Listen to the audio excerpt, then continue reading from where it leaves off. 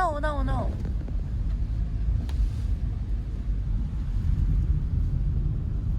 目的地は左側です。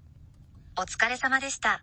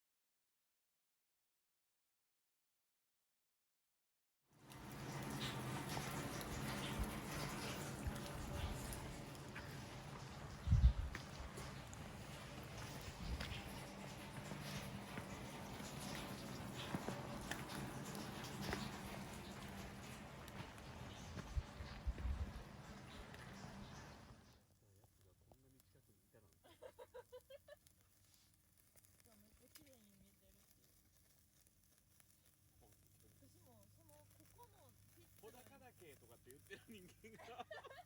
小高岳でも私逆に日本の槍ヶ岳とか全然知らんへんから。知らなくていいよ。いやいやいやいや。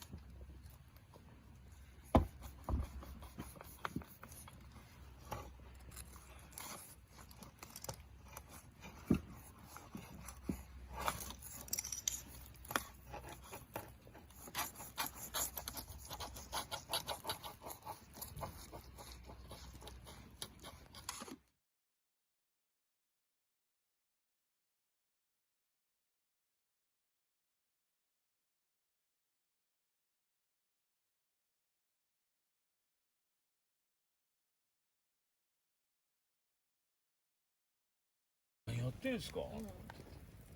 でそういうのから吸って、でもこう山やってると、俺も一番最初の北岳登った時に言われたんだけど、人ってこう重量慣れする。で最初行った時にもう下ろうと思うんすよとか出て、いや1回目より2回目でどんどん人って体力がそんなに上がるわけ、短期間で体力つくことないんだけど、